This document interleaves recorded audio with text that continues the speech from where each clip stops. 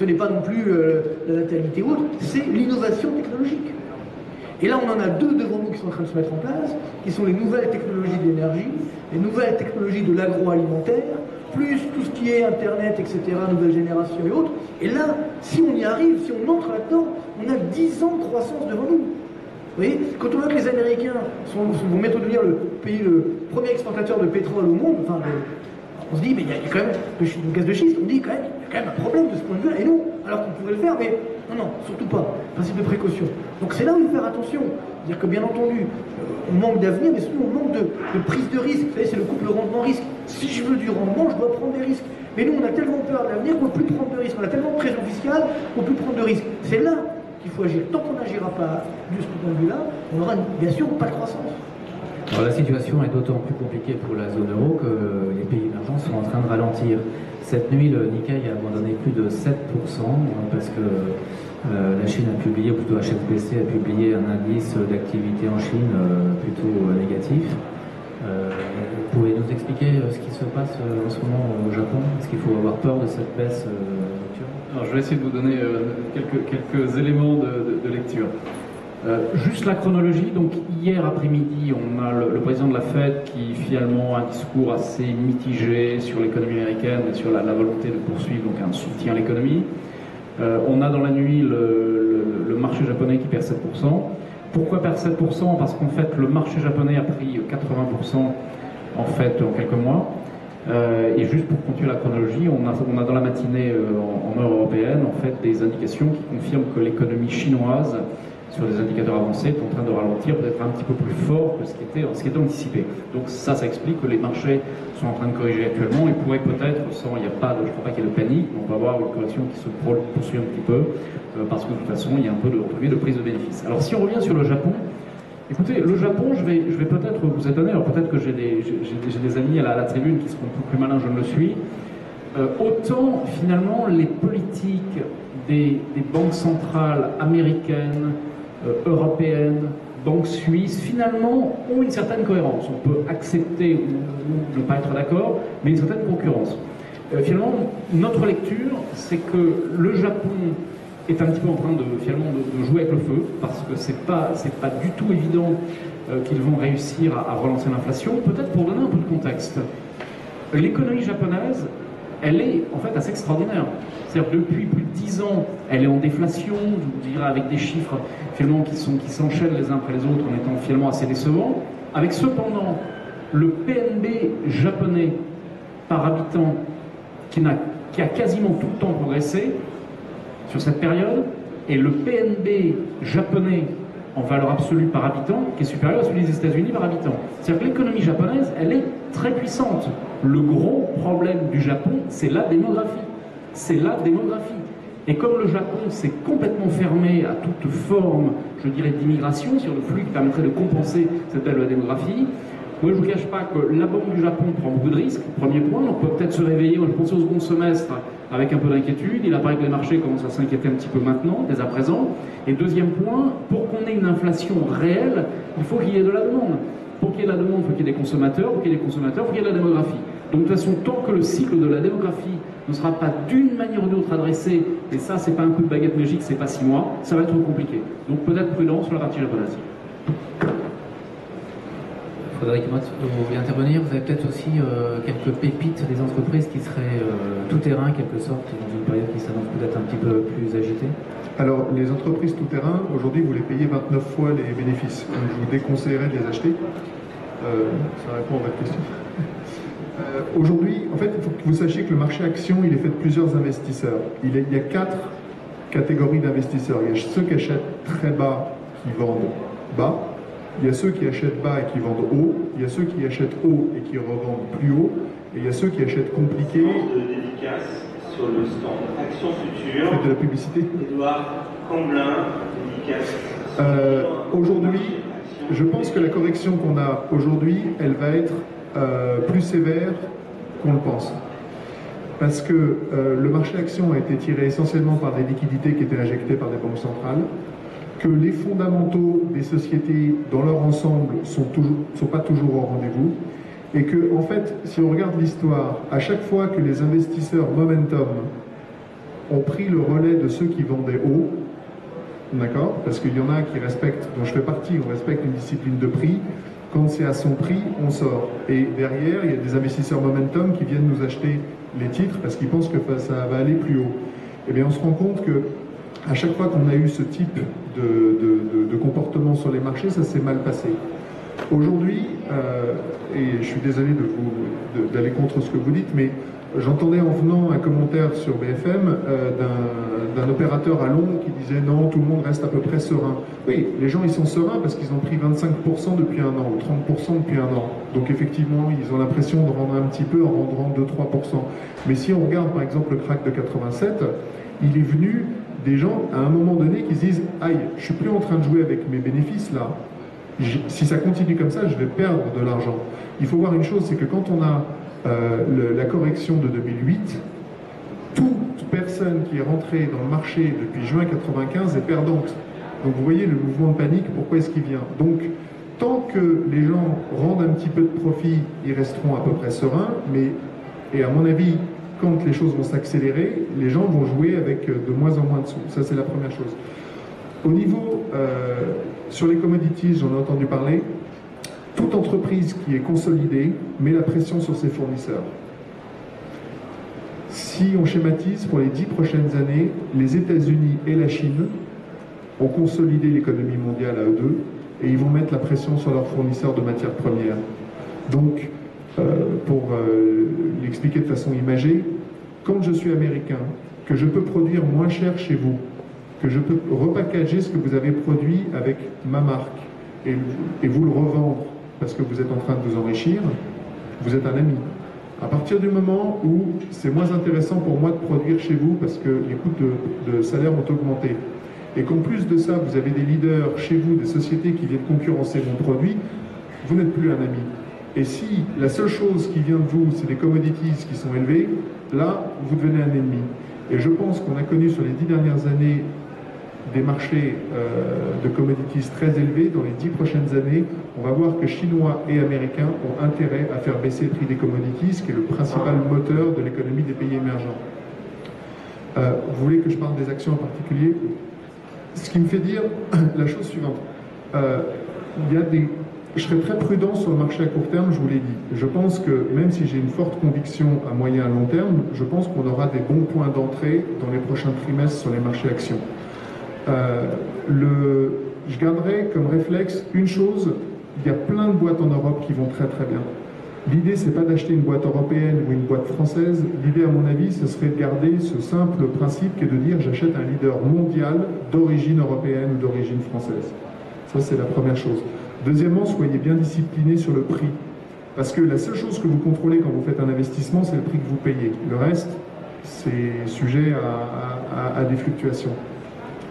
Donc, pour vous donner un exemple, quand j'étais à Singapour en janvier pour aller regarder les boîtes asiatiques, comment elles sont, alors que je suis spécialiste sur l'Europe, et je me suis rendu compte d'une chose, c'est que si vous prenez une société dans les biens à la personne, donc HPC, Home and Personal Care, vous payez 40 fois les résultats pour une société asiatique qui est sur des biens de production pour les personnes. Si vous regardez une société comme Unilever, elle fait 60% de son chiffre d'affaires dans les pays émergents et vous la payez un PE de 17.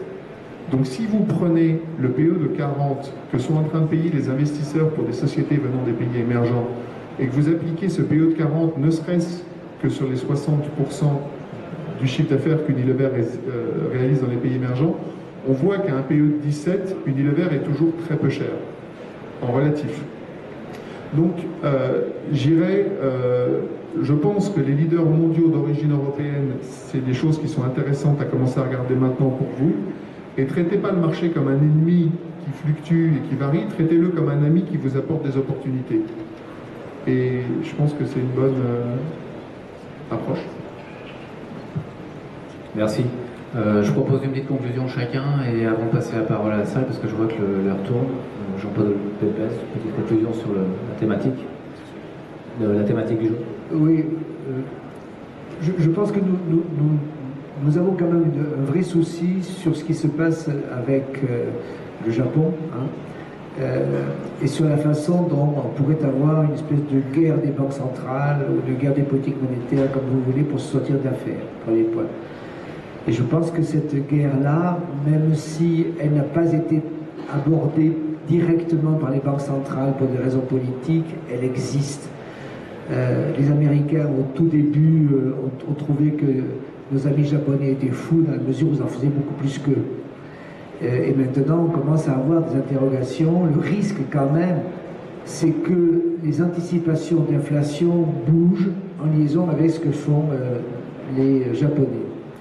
La deuxième chose par rapport à la Chine, on regarde les chiffres, mais je ne sais pas ce que c'est que le PIB chinois. C'est un truc qui est fait par le parti. C'est le chiffre du FMI quand même qui...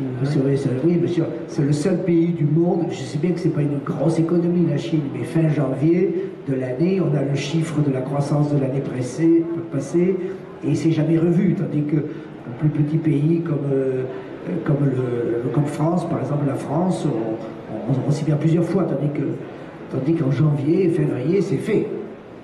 Et autrement, si on n'est pas d'accord avec ce chiffre, on est un ennemi du pays. Donc on a quand même des interrogations extrêmement fortes sur cette sortie de crise. Au fond, c'est qu'est-ce que ce sera les leaders de demain. Tout à l'heure, M. Motte disait, au fond, ce que je cherche, c'est les leaders d'entreprise de demain. Okay, je pense qu'il y a également les leaders de besoin de demain. Je pense qu'effectivement, nous allons avoir des chocs parce que c'est la façon de se sortir, je ne veux pas être trop long, mais la façon japonaise aura nécessairement, à mon avis, des réactions. Les Américains ne sont pas très contents et les Chinois sont franchement mécontents. Les Coréens, etc., parce que c'est pas ça qui est normalement la règle du jeu. Deuxième histoire, c'est que pour le moment, l'Europe résiste. L'Europe est rentrée dans une période de croissance extrêmement faible, pourquoi pas de stagnation. Et donc ça tient de manière un petit peu magique. Mais il faudra bien trouver des mécanismes d'accrochage. Ces mécanismes d'accrochage seront des mécanismes à des PME, à des moyennes entreprises, et donc il faudra du temps, considérablement de temps, pour s'accrocher effectivement à des leaders mondiaux, à des besoins mondiaux. Et ça, je reviens à mon idée de début, pour le moment, ça n'est pas ce que l'on voit, ça n'est pas traduit. J'aime bien, moi, quand on me dit, il va falloir nourrir les gens, aller voir Unilever, il va falloir soigner les gens, aller voir ceci. Je trouve qu'il est extrêmement important de fabriquer le passage pour avoir une lisibilité de notre futur entre les grands besoins et les grandes solutions aux besoins. Et ces grandes solutions aux besoins, pour le moment, ce sera des entreprises de taille grande et pour des secteurs un peu plus chahutés comme l'électronique, sans doute de taille plus petite et moyenne. Donc, je finis là-dessus. Nous allons avoir, à mon avis, dans les semaines qui arrivent, dans les mois qui arrivent, vraiment des chocs. Parce que cette situation n'est pas du tout stabilisée. La façon dont les États-Unis essaient de dire nous allons sortir graduellement ou pas, ou un peu, ou pas, à l'acheter plus ou moins, ça prouve qu'ils ne sont pas vraiment très à l'aise. Ils regardent, ils testent l'eau. Bon. Nous, on essaie de faire baisser les taux d'intérêt, sachant que ça ne donne rien. Quant à nos amis chinois, eux, ils ont dit, écoutez, les gars, je mets le paquet et il voit ce que ça donne. Tout ceci va fabriquer des réactions à court terme qui seront, à mon avis, assez exothermiques. Si vous voulez regarder à moyen terme, si on doit regarder à moyen et long terme, effectivement, il faut regarder l'évolution, la dynamique des grands besoins. Cette dynamique des grands besoins, il n'y a aucune raison qu'elle s'estompe ou qu'elle s'arrête. Et elle aura derrière des grands opérateurs. Donc j'aime bien me parier sur les gros. Merci. Marc, une conclusion en 30 secondes. Non, tu vas me demander ça. Non, alors, bon, je pense qu'effectivement, parce que le sujet c'est aussi les pistes d'investissement pour demain, je pense qu'il y a trois grands dangers évidemment qui nous menacent. Le premier, bon, c'est le danger géopolitique, c'est-à-dire qu'on ne maîtrise pas bien entendu, mais on voit que malheureusement tous les jours, il peut se passer des choses non maîtrisables qui peuvent faire évidemment très mal. Et ça, malheureusement, il faut le garder en tête. Donc ce qui fait que, effectivement, je partage un peu tous ces points de vue à court terme. Il faut rester extrêmement prudent, je pense, sur les marchés boursiers, même si à moyen terme, il y a des perspectives assez nettes. Deuxième grand danger, on ne l'a pas évoqué, pour moi, c'est le risque d'un krach obligataire. C'est-à-dire qu'effectivement, aujourd'hui, les taux d'intérêt sont anormalement bas. Si on prend les obligations de l'État français, par exemple, aujourd'hui, on paye 1,8% sur 10 ans. 1,9, ça dépend des jours, c'est un peu augmenté, mais il y a dernièrement été à 1,8, ça n'a pas de sens. Hein, sachant qu'on a 100% de dette publique, ça fait 6 ans qu'on n'a même pas 7% pour payer les intérêts de la dette, qu'on augmente les dépenses publiques, ça n'a pas de sens. Donc on est vraiment dans une bulle obligataire pour le coup, et le jour où ça va clasher, ça va faire mal. Alors quand ça va clasher? Ça peut clasher en septembre, hein, quand évidemment on va faire le budget et que le gouvernement héros va devoir dire écoutez les gars, je suis désolé, on s'est trompé dans les chiffres, c'est pas 3,5, le déficit c'est 4,5, voire 5, et là on aura une vraie sanction. Donc là ça peut faire mal, et donc aujourd'hui j'ai envie de dire c'est l'inverse de la crise des subprimes. Parce que les subprimes c'était quoi? C'était en fait on vous disait vous pouvez avoir un rendement élevé sans prendre de risque. Ça c'est pas possible bien entendu, mais c'était les subprimes, il y avait tromperie sur la marchandise, il y avait un risque très élevé mais on ne le voyait pas. Aujourd'hui c'est l'inverse. On vous dit vous n'avez pas de rendement, mais par contre vous avez un risque énorme, qui est effectivement les obligations de l'État français par exemple. Donc on achète, on a un rendement seulement de 1,9%, ça dépend des jours, et alors que derrière il y a un risque énorme, ça ne vaut vraiment pas le coup. Donc tout le fait qu'effectivement, je pense que les propriétaires aujourd'hui ont plus intérêt, que ce soit en termes d'action ou en termes effectivement immobiliers, et ça c'est évidemment notre risque. Le troisième risque important, c'est ce que j'appelle le revers de la médaille de la mondialisation. C'est-à-dire que nous les pays riches, pendant des années, on a été les grands gagnants de la mondialisation. Aujourd'hui ça s'inverse. Pourquoi? Parce qu'on est surendetté et nous avons besoin de financer notre dette. Qui aujourd'hui peut financer cette dette? Qui a du cash? Justement, les fonds d'investissement. En faisant le livre, j'ai découvert donc le fonds souverain du Qatar à 600 milliards de dollars. Le fonds souverain d'Abu Dhabi, 1000 milliards de dollars. À deux pays comme ça, 1600 milliards de dollars d'investissement à faire. Donc évidemment, ça fait quand même froid dans le dos. Donc alors à court terme, on est content, ça ramène du cash chez nous, mais à moyen terme, on a un risque de perdre notre indépendance économique. Je pense que c'est vraiment ça qu'il faut bien comprendre. On doit vraiment être plus fin, développer l'innovation, notamment en Europe. Sinon, évidemment, la zone euro risque d'exploser, c'est sûr, mais surtout, on risque d'avoir des dangers géopolitiques avec les Chinois, les pays du Golfe, la Russie, etc.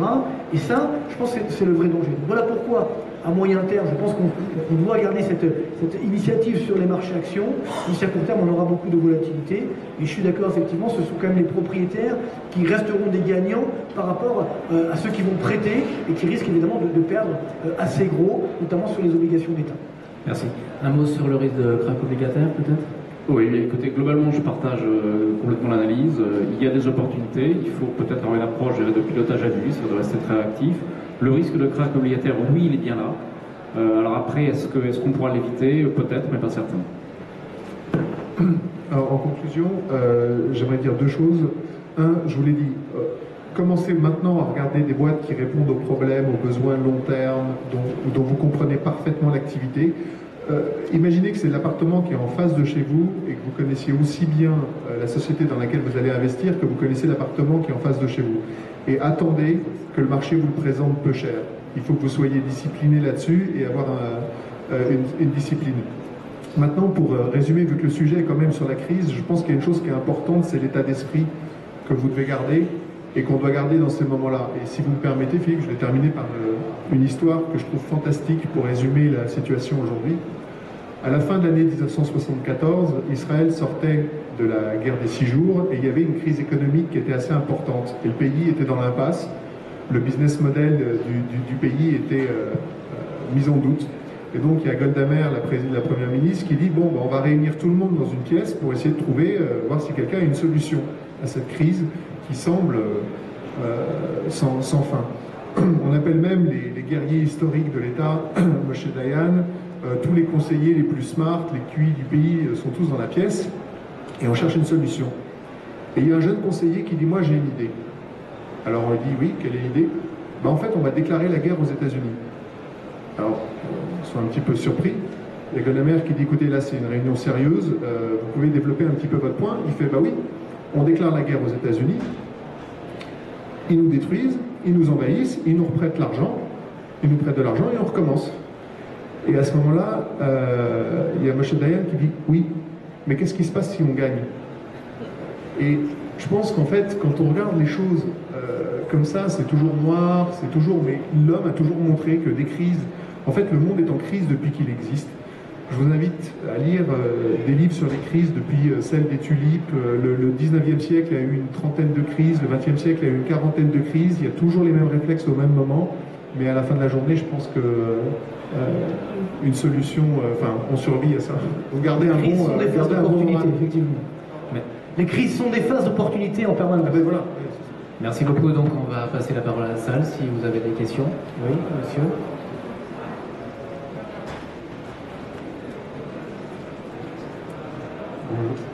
Bonjour.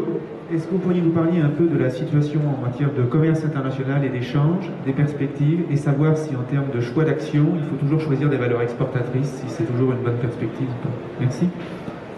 Jean-Paul, peut-être pour la partie Non, commerce moi je pense international. qu'effectivement au niveau international, c'est le nerf de la guerre. C'est-à-dire qu'aujourd'hui, effectivement, dans les entreprises qu'on doit valoriser sont celles qui mettent en place des stratégies soit de niche, soit d'innovation, soit d'international. Parce que c'est là où se trouve aujourd'hui la croissance mondiale. C'est-à-dire on a une croissance qui est forte au niveau effectivement international, donc ça reste un facteur clé. On voit en Allemagne aujourd'hui, malgré les difficultés, parce que l'Allemagne a aussi des difficultés, et les entreprises s'en tirent bien parce qu'il y a ce jeu effectivement à l'export. Donc bien sûr c'est un facteur de croissance, sachant qu'il y a encore beaucoup de terres entre guillemets vierges, c'est-à-dire où on a besoin de faire de la croissance forte, que ce soit en Asie, en Afrique, en Amérique latine.